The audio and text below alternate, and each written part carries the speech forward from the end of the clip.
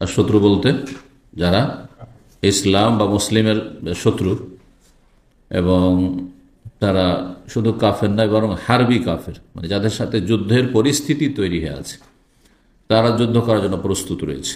হারবি কাফের যাদের সাথে কোনো রকমের চুক্তি নেই, কারণ অমুসলিম বা কাফেরদেরকে কয়েক ভাগে ভাগ করা হয়েছে। একদল হচ্ছে যারা মুসলিম দেশে বসবাস করে, আর মুসলিম দেশে যদি ইসলামিক আইন থাকে তাহলে তার বিধান হচ্ছে সেখানে জিজিয়া দিয়ে তারা বসত্ব স্বীকার করবে, আনুগত্য প্রকাশ করবে, এবং দেশে কোনো রকমের অশান্তি বা নাশকতামূলক কোনো কাজের সাথে জড়িত থাকবে না। নিরাপদ তারা থাকবে, অন্যদেরকে নিরাপদ রাখার জন্য চেষ্টা করবে। এদেরকে জিম্মি বলা হয়। যারা জিজিয়া দিয়ে থাকে মুসলিম দেশে তাদের কি বলা হয়? জিম্মি। মুসলিমদের এক শ্রেণীর, তাদের বিরুদ্ধে লড়াই করা জায়েজ নয়, যদিও ধর্মের ক্ষেত্রে তাদের সাথে আমাদের ভিন্নতা রয়েছে। তাদের ধর্ম তাদের জন্য তারা পালন করতে পারবে। লাকুম দীনুকুম ওয়ালিয়া দীন, ধর্মের ক্ষেত্রে জবরদস্তি নেই, কারণ তারা আনুগত্য প্রকাশ করেছে। আর এক দল হচ্ছে যারা মুসলিম দেশে নিরাপত্তা নিয়ে, মানে আজকালকার ভাষায় ভিসা নিয়ে অন্য দেশ থেকে আসছে, আসার পরে কিছু সময় থাকছে, সে অল্প সময় থাক অথবা বেশি সময় থাক, কাজের জন্য আসুক, যেমন কাজের জন্য সৌদি আরবে অমুসলিম আসছে, অথবা এমনি ভিজিট করার জন্য আসছে, ট্যুরিস্ট আসছে, তারা ট্যুর করার জন্য, অস্থায়ী, কম হোক আর বেশি হোক থাকছে।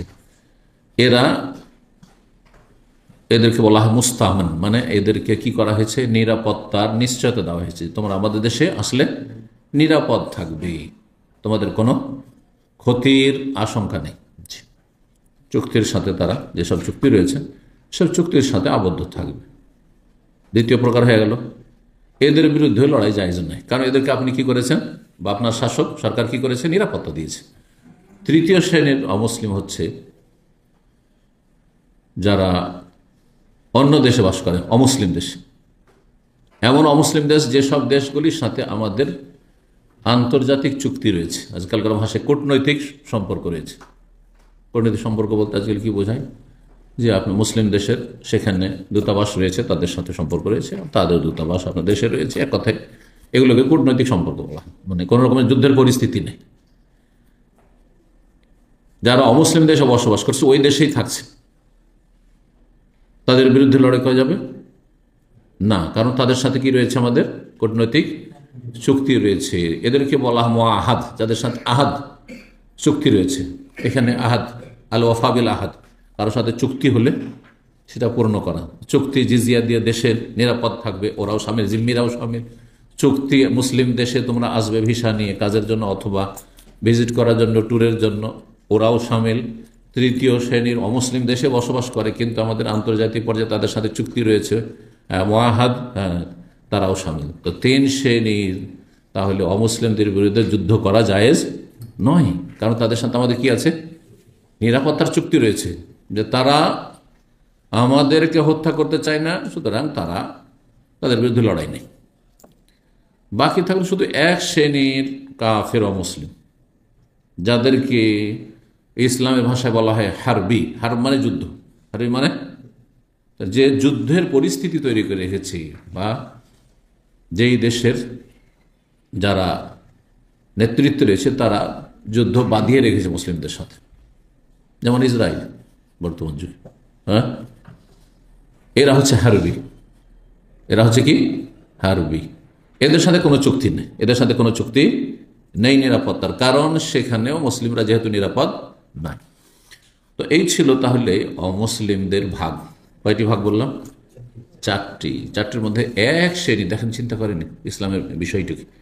ইসলাম কত একটি সুন্দর দিন, শান্তিপ্রিয় দিন। ইসলাম মানে শান্তি, সালাম থেকে, আর সালাম মানে পিস, শান্তি।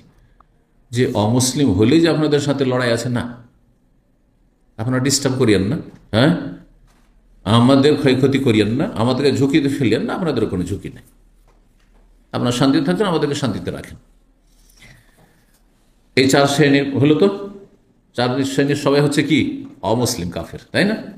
বাকি তাহলে আর এক শ্রেণীর মানুষ যারা কি মুসলিম, যারা হচ্ছে মুসলিম মুসলিম ভালো মুসলিম হোক, ধার্মিক মুসলিম হোক, আর না হইলে ফাসেক পাপিষ্ট মুসলিম হোক, মুসলিম বেদাতি মুসলিম হোক, মুসলিম। জি, তো তাহলে মানুষ 5 ভাগে বিভক্ত। এই ক্ষেত্রে মশলাটি মনে রাখেন, মানুষ কয় ভাগে বিভক্ত? মুসলিম 1টি ভাগ, আর অমুসলিম 4 ভাগে বিভক্ত। অস্ত্র ধারণ যাদের সাথে কোনো চুক্তি নেই, লড়াই তাদের বিরুদ্ধে, যারা আমাদের বিরুদ্ধে লড়াই করে। জি, তো এখানে আজকের বিষয়বস্তু বলতে গিয়ে এই কথাগুলি বলা, বিষয়বস্তুটা পুরা করি। বিষয়বস্তু হচ্ছে যে শত্রুদের সাথে যদি কোনো চুক্তি থাকে তাহলে চুক্তি পূরণ করা। চুক্তি করা যদি থাকে যে তোমাদের সাথে 5 বছরের চুক্তি, তোমাদের সাথে 1 বছরের চুক্তি, তোমাদের সাথে আমাদের অনির্দিষ্টকালের জন্য চুক্তি, যতদিন পর্যন্ত তোমরা এই চুক্তি ভঙ্গ না করবে। কিসের চুক্তি? নিরাপত্তার চুক্তি ইত্যাদি।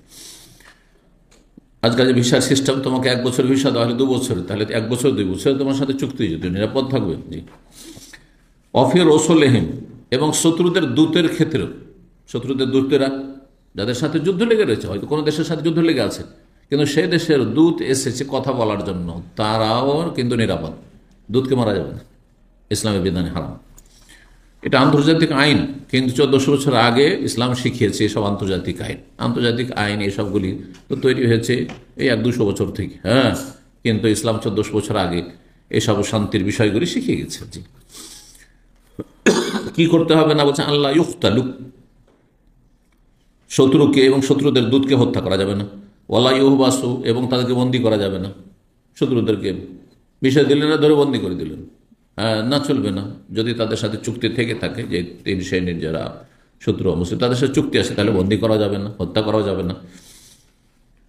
আর যে চুক্তি আছে সেই চুক্তি বাতিলের ঘোষণা করা যাবে কিনা, আরেকটা মাসলা। যদি আশঙ্কা করেন যে এরা চুক্তি তো করে রেখেছে, কিন্তু ভিতর এরা ষড়যন্ত্র করছে, সুতরাং যে কোনো সময় এরা আক্রমণ করে দিতে পারে, ক্ষতি করে দিতে পারে, তাহলে অগ্রিম জানিয়ে দিতে হবে কোনো অ্যাকশন নেওয়ার আগে, যে তোমাদের সাথে যে কৃত চুক্তি ছিল 1 বছরের, 6 মাসের, 5 বছরের, এই চুক্তি আজকে থেকে বাতিল ঘোষণা করা হলো, আর কোনো চুক্তি থাকলো না, যাতে করে তারাও নিজের নিরাপত্তার জন্য, সুরক্ষার জন্য প্রস্তুত থাকে।